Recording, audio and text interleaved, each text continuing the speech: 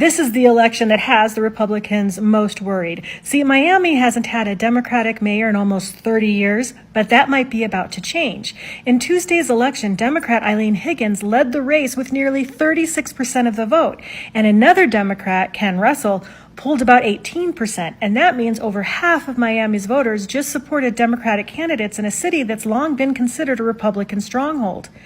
Now, because no one hit the 50% mark, the race heads to a runoff on December 9th between Eileen Higgins and Republican-backed Emilio Gonzalez, who is a DeSantis ally and former city manager. Now, if Higgins unites Russell's voters, Miami could officially flip blue for the very first time in decades, right in Ron DeSantis' own backyard.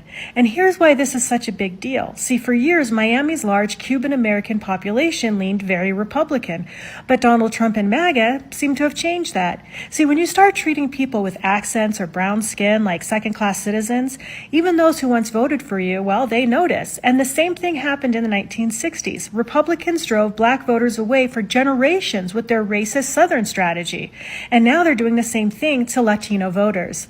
Trump's ICE bounty plans, his rhetoric about immigrants, his public disdain for anyone who isn't white, native-born, or compliant, well, it's all coming back to haunt him because these voters are done being scapegoated. Now, if Elaine Higgins wins this runoff, it won't just be a local win. It'll be proof that the MAGA movement's fear-based politics are collapsing under their own hate. And history tells us one thing. Once voters leave a party over racism, they don't ever come back. So Miami, Florida is officially the city in the United States with the highest amount of senior citizens that are on SNAP benefits, which is, EBT, food stamps, whatever you want to call it. The Republicans control the House, the Senate, the Supreme Court, the presidency, every single lever of power in this country, right? And if no agreement is reached to reopen the government very, very soon, next month in November, 42 million people in this country are at risk of no longer receiving food stamps, EBT, overall SNAP benefits, right? That includes senior citizens, that includes children, that includes people with disabilities, that includes just low-income people overall, right? And it's pretty sad and at the same time ironic that here in Miami is where we have the highest level of seniors in the entire country that are on these kinds of benefits. Because on one hand, it's really, really sad and messed up that someone that has worked 20, 30, 40 years in this country, that has earned their retirement benefits, right, can no longer receive them because of a government shutdown. With the cost of living in Miami that's extremely high, the economy in general that's terrible, it's unfair for seniors to not have that assistance to be able to at least eat dignified every single month. But on the other hand, Donald Trump won the election in Miami-Dade County with 55% of the vote. Numbers don't lie. That means that the majority of the senior citizens that live in Dade County likely voted for this. They voted for their own benefits to be taken away from them. Which also includes Medicare, by the way, because one of the reasons that this whole shutdown is still going is because the Democrats are trying to avoid the Trump administration and MAGA from completely destroying the American healthcare system with Medicaid, Medicare, Obamacare, all that, right? Like, for example, did you guys know that Miami-Dade County is the county in the United States with the highest amount of Obamacare applications? Specifically, nationwide, the areas in this country where the most amount of people enroll for Obamacare is Doral and Hialeah. Again, the same people that went diehard for Donald Trump are the same people that are going to be the victims of his policies. Let me know what you guys think. At Little Havana's Domino Park, fear among those we spoke with about the possibility that in just days, those who benefit from SNAP, a federal assistance program, might not get the benefits in November because of the government shutdown. Enrique Gonzalez, who's 79 years old, says he benefits from SNAP. $128 a month helps him a lot. He'll be greatly affected, he says, asking the president for help, reminding us Mr. Trump likely won the presidency because of Cubans here in South Florida. The senior citizens are almost going to starve. Almost 3 million Floridians could suddenly be without vital food assistance. This number includes over 1 million children, over 700,000 seniors, and over 250,000 Floridians with disabilities. All of all those Cubans who arrived in the United States as adults who never worked in the United States and are receiving Social Security benefits are in trouble. The Donald Trump administration just announced that it will cut more than 50% of their benefits because they did not contribute anything in the United States. And the worst of all, many of those people are the ones who voted for Trump, and their children voted for Trump, and their grandchildren voted for Trump. Now, all those elderly people who came from Cuba at 60-something, 50-something, 60-something years old, never worked here and took benefits created by the Democrats for people who arrive over 65 years of age are really going to be in trouble. And now Trump is going to cut it by 50% because they didn't contribute anything in the United States because they never worked in the United States. And do you want me to tell you something?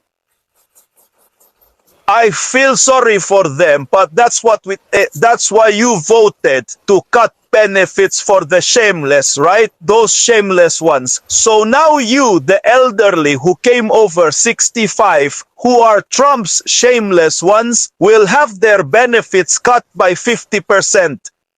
I imagine that now the children and grandchildren who had them living in their little apartment from Plan 8 in their house separately, and they could buy their yacht, could have their nice trucks, and could take their nice vacations because they didn't have to contribute a cent to support their parents or grandparents.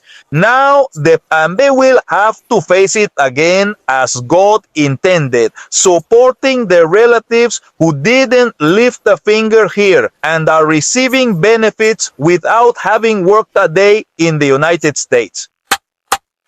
These are the little things that Trump does. Sometimes I think I should be a Trump supporter. Then he does something else and I don't. But these things are very good. They are very good because these are the same people who voted for Trump. The children and grandchildren of those people are the ones who voted for Trump. Well, you didn't want the waste to end and for everything to be fine.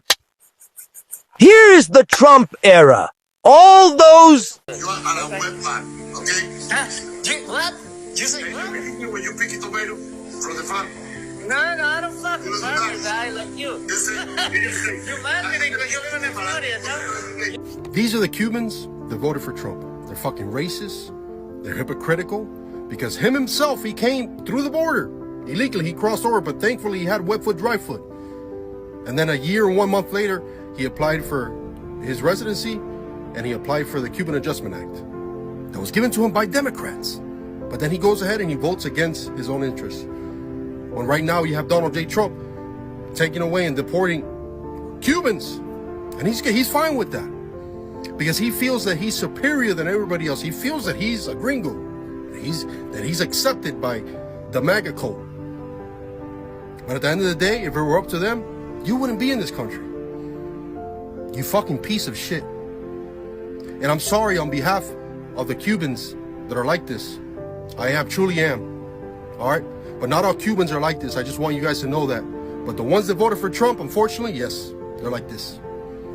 Let's go show him how you guys feel about this. His username is Otto Bagadi on TikTok. His name is Ariel Medina. Go figure, Ariel. Let's go say hi to Ariel. Take care. The man who immigrated to the U.S. from Cuba when he was 9 is on a hunger strike while in Africa, hoping to get the attention of the man he once supported. He was very pro-Trump, super Trump supporter. Monica Mosqueda's dad was taken by ICE a couple days before Father's Day. Her father, Roberto, went for an annual check-in with immigration agents back in June and was taken into custody. But instead of being deported to his native Cuba, the 58-year-old is one of at least 5 men sent to a maximum security prison in the Kingdom of Eswatini over the summer, a small country in Africa criticized for alleged human rights abuses. How we go from one moment of me hugging my dad and being with him all the time and just being his little girl, and then to he's just on a different country in prison. For what? if he did his time years ago. The Department of Homeland Security highlighted Roberto Mosquera as the worst of the worst, stressing he was a convicted murderer. It's kind of messed up that you guys are labeling my father as a murderer. We found Mosquera has a lengthy criminal record in Miami-Dade, and it shows he was convicted, not for murder, but for attempted murder back in the 80s. He spent years getting his life back on track. He is a plumber. Very, very hardworking. His attorney adding now his life is on the line. Monica tells me she's very concerned about her dad in this hunger strike. She hasn't heard from him in over a week. His attorney alleges not only is this against international law, you have a man in a prison on no charge. So this is a crazy story. Imagine you get deported, but you get deported to the wrong country. Now, I don't know if his hunger strike resulted in Donald Trump doing anything, because I don't think he knows who you are. But yeah, some of y'all Cubans in Miami, I know how y'all roll. So, you know, good luck, I guess.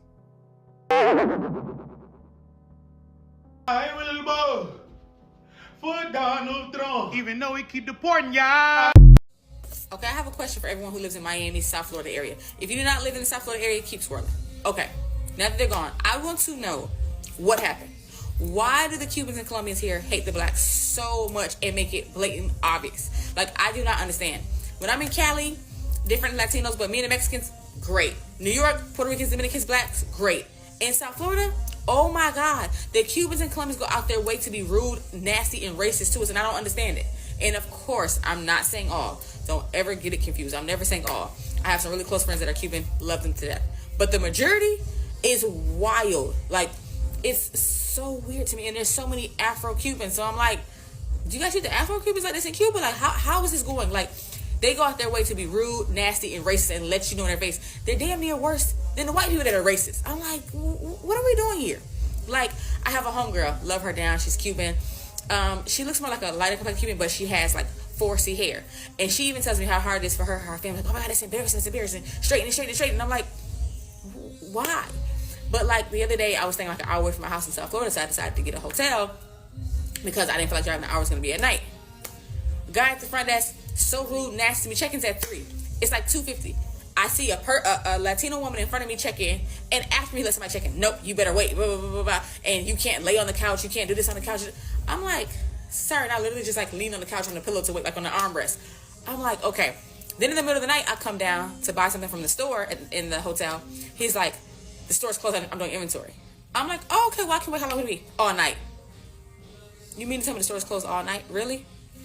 10 minutes later, I'm in the hallway getting some ice.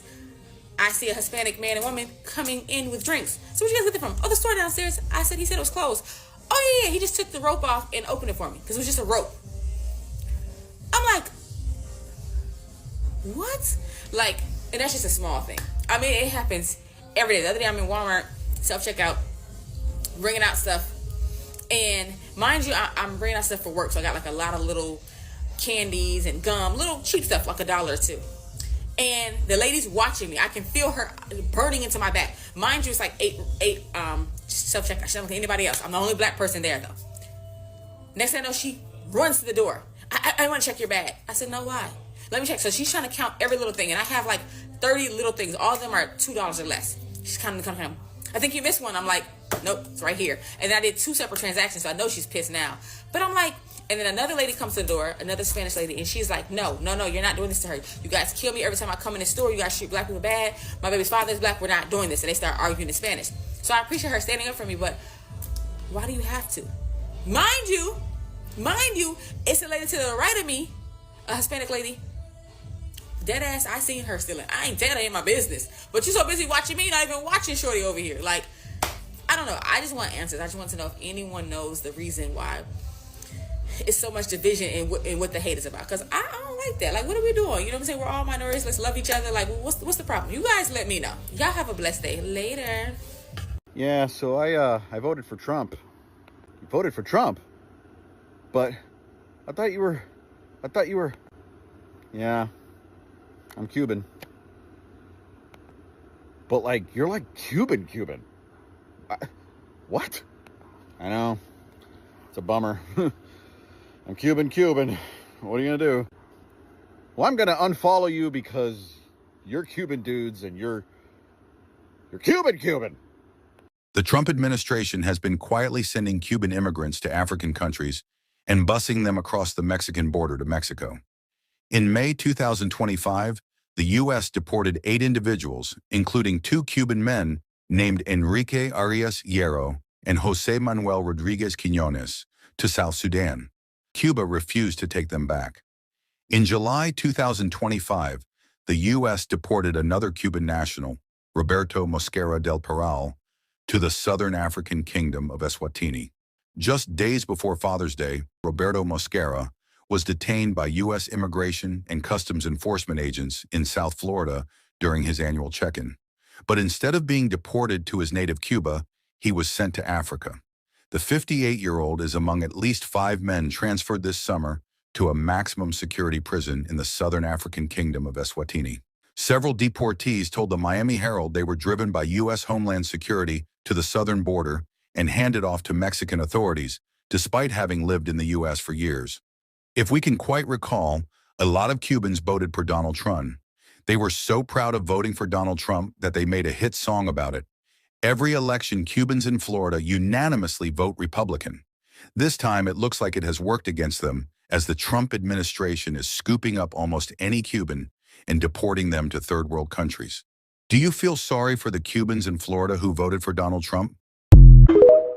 An immigrant tycoon is taking on Donald Trump right in the heart of Miami, and the showdown is about to explode.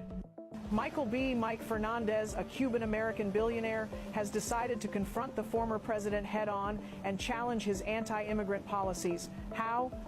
By pouring millions into a billboard campaign across the city, displaying bold messages, deporting immigrants is cruel, and he's not bluffing. Fernandez has already declared he's ready to spend up to $30 million on this political war. But the price of defiance is high. The tycoon revealed he has received heavy threats, ground meat dumped on his property with intimidation notes, public insults, and direct attacks from Trump supporters. Still, he refuses to back down. The billboards don't just target Trump, but also powerful congressional allies like Marco Rubio, Mario Diaz-Balart, Carlos Gimenez, and Maria Elvira Salazar. The message is clear. Miami, the capital of Cuban exile, has become the stage for a fierce political battle. The big question remains, can one solitary tycoon shake the political empire of Trump in one of Florida's most conservative strongholds? The war has already begun, and Miami is the battlefield. Almost 50,000 Cubans from the Miami area in Florida are facing deportations. That's because thousands of those Cubans filed for political asylum and were granted political asylum, except they went back and visited their homeland of Cuba. Well, the big deal is that when you file for political asylum, you're declaring that your life is in danger in your home country. And by these Cubans going back to Cuba to visit, that means that the entire process of the political asylum was fraud. The application asked for political asylum seekers to give detail of why they can't go back to their country, why their lives are in danger in their homeland. And Cubans gave those statements that their life was in danger if they ever went back to Cuba. So going back to visit Cuba after you've been granted political asylum indicates that these Cubans have been granted political asylum based on false information. Now, it's no secret, Cubans played a huge role on the re-election of Donald Trump. And a lot of them feel let down by this administration because now they're being sent back home. So I'm going to ask all the Latino community, and I will do the same, to please hold a moment of silence for the thousands of Cubans who now are going to be forced to go back to the island. So anyway, This has just crossed another line, but before I tell you how, do me a favor, hit that follow, because I am going to continue to put out news blast after news blast about the Nazification of America, and you're not going to want to miss a single report. A U.S. citizen who we're protecting by calling her Rachel S. is a member of a rapid response team in Los Angeles. She was brutally beaten unconscious by masked men that were ICE agents at a Home Depot. Her crime was filming them, these pussy-ass bitches that have to beat up a woman. Imagine what they do to their kids and wives at home. Anyway, witnesses say agents dragged her into a side alley, beat her so badly that she had to be rushed to Cedars-Sinai. Then they kidnapped her from the hospital without a formal discharge, in other words, making her leave against medical advice, and then locked her up for 8 hours with 0 charges, 0 due process. So let's be honest, MAGA Nazis. This isn't immigration enforcement. This is Gestapo Nazi behavior. Masked men brutalizing people in alleys, punishing citizens for watching. Can Florida flip blue? The answer is yes. I'll have many argue with me that it's not possible. They only look at part of the factors and part of the information. So here's what I would suggest. You need to look at all the voter registration numbers, number one. If you look at just Republican and Democrat, yes, currently the Republicans outnumber the Democrats, Florida statewide, about by 1 million. There are 5.4 million Republicans versus 4.4 million Democrats. Sure, that on alone, obviously the Democrats are behind. But you failed to mention 2 other very important categories. Independents, no party registration. There are 3.6 million registered independents in Florida. 25% of the state, 3.6 million. There are also another 404,000, another small percent, but another 404,000 that are of minor party registration. So 4 million of the almost 14 million people are either no party or minor parties. So again, please use correct information because all the independents are not breaking to Trump, number one. Number two, all the Republicans will not turn out and vote. Likewise, all the Democrats won't either. So it's key on who's going to get their voters to the polls. And it's key on how both the independents, which are 3.6 million, more than enough to make up the 1 million difference in Democrat and Republican, and another 400,000 minor party candidates, how they vote, do they turn out, what do they think? And we have obviously the abortion issue on the ballot to extend abortion rights to 15 weeks. That's somewhere in a 60 to 70% approval rating. We also have the right to legalize weed, Amendment 3 to 3 ounces. That's on the ballot. That's going to pull out more people. And recent experience in Florida has not broken well for the Republicans. It's all been for the Democrats. Donna Deegan flipped Jacksonville, a predominantly red area that DeSantis won by 20%. She won by 6% and is only the second Democratic mayor in 30 years in Jacksonville. We had Tom Keene in Orlando flip a seat that was held by Republicans for about 15 to 20 years back in December, January, and flipped it to blue. So it can flip. Also, DeSantis is about as popular as a unalive skunk right now, and with his handling of the hurricanes and other issues. So we'll see. Is it possible? Certainly it's possible. And then lastly, Taylor Swift is going to pull out more people, and Doug Emhoff, the second gentleman, is going to be in Broward County this Wednesday for a large rally. The date, the location has not been specified yet, and also for a fundraiser in Miami, also on Wednesday the 23rd.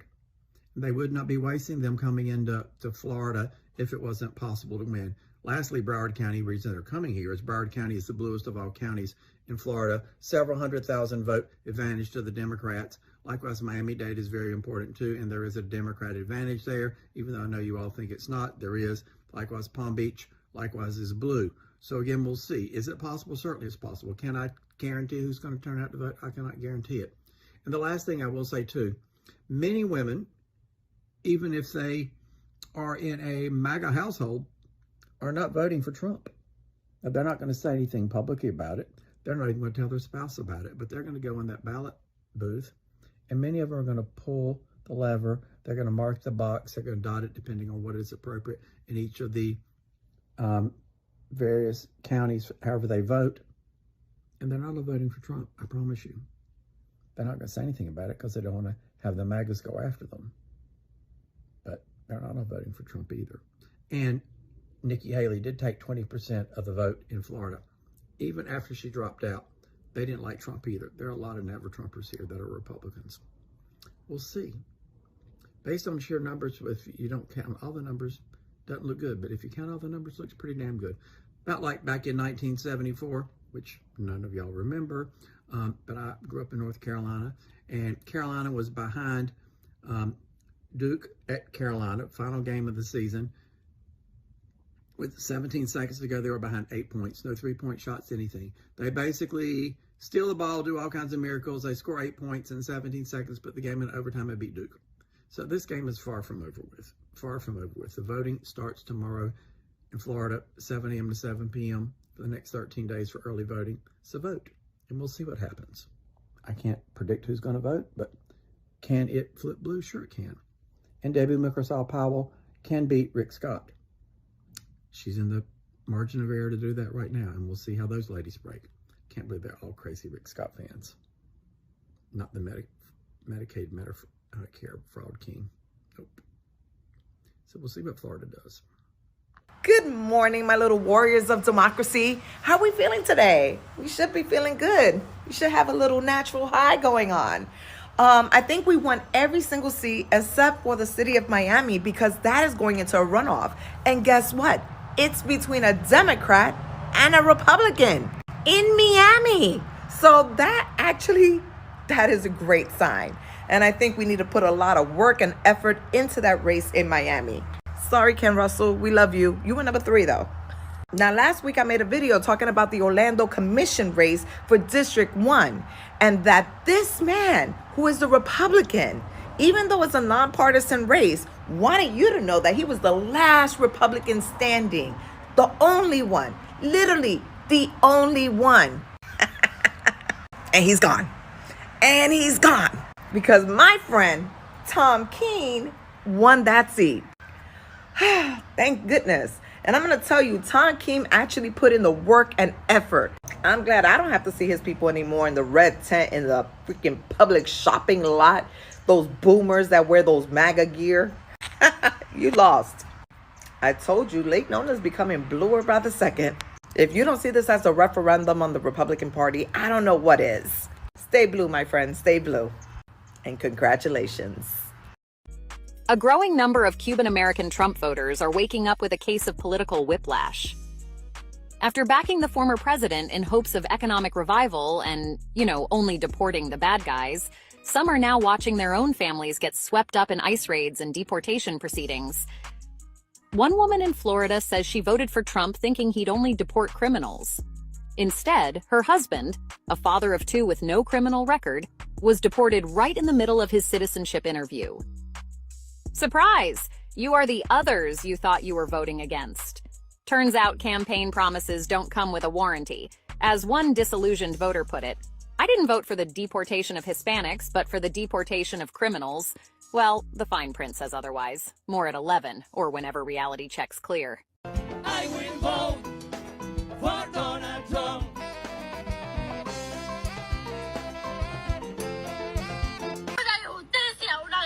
Everyone, hi my beautiful people, welcome to Beryl Reacts. This is your beautiful girl Beryl. I hope that you will be able to subscribe to my YouTube channel, pretty please. So drum rolls as we want to comment on the video compilation that is here with us today. Cubanas, what is happening? Please talk to me.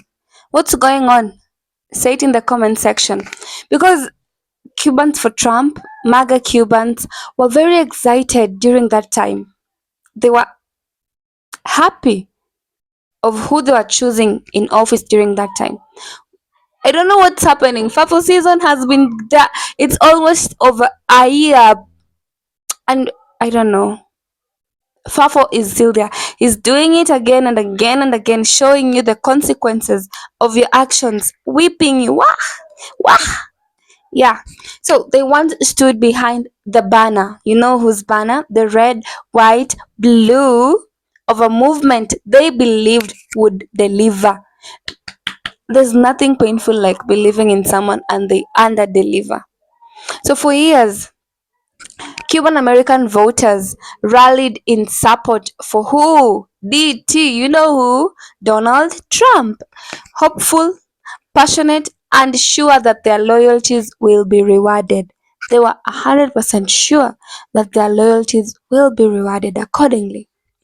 But now, Everything has changed.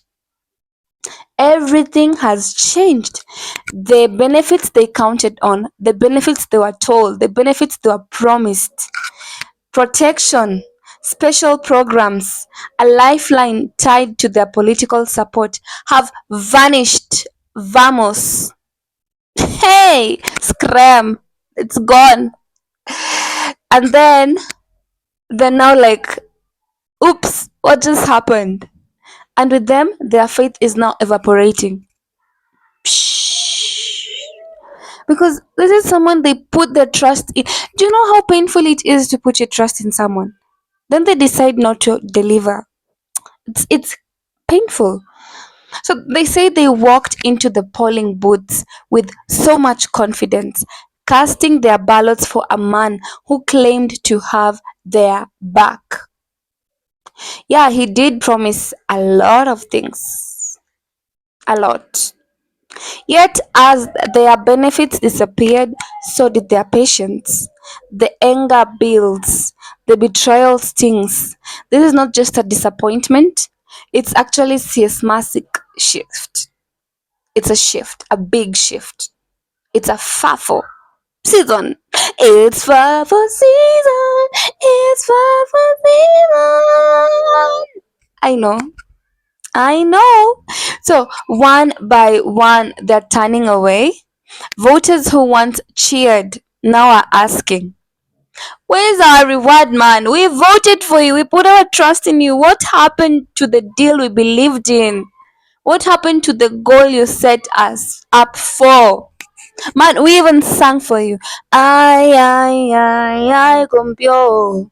Na na na na na na. Na na na na Donald Trump. Dun, dun, dun. And then during that time, you remember when people are singing, and then Donald Trump, the president, brings out this movement, the way he dances.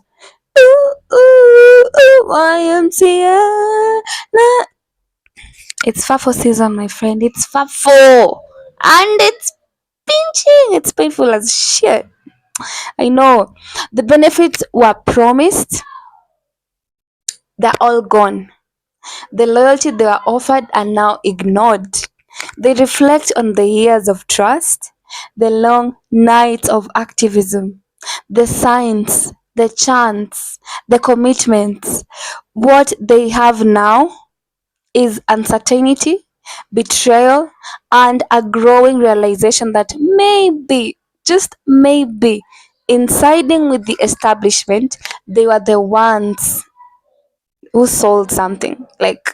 But this story is just far from over. It is far from over. For in this fury lies the seed of change. These voters aren't quietly switching sides. They are shouting it. They are now done. They are shouting. They are taking a stand. Their voices are rising. Their ballots recalculated. Okay? The political grounds shifting beneath the feet of them. So they have learned the lesson. So guys, in the very demographic they built their machines on, they're now facing defection. The voting bloc that once seemed rock solid is cracking. And with that cracks more chaos. So for the party, the man, the movement, they underestimated what happens when promises break and faith erodes. This is it's not just a story, but guys, it's not a story about how Fafo is taking effect or something like that. No, it's a story of trust that has been shattered, benefits that have been broken, like hearts have been broken here, guys. The voters who refuse to be taken for granted have been broken, full of trust. It's a warning, a reckoning, a turning of tides. And as the campaign trial twists and they turn ahead, make no mistake, the voices are still rising. Recently, there was an election. You saw how the Democrats were winning, the blue states. The reds are turning to blue. There's a shift going on, and it's gonna be big. It's gonna be massive. Anyway, thank you so much for watching my video compilation. Please subscribe to my channel, and since happy holidays, Halloween is over, so now next Thanksgiving. Take care of yourself.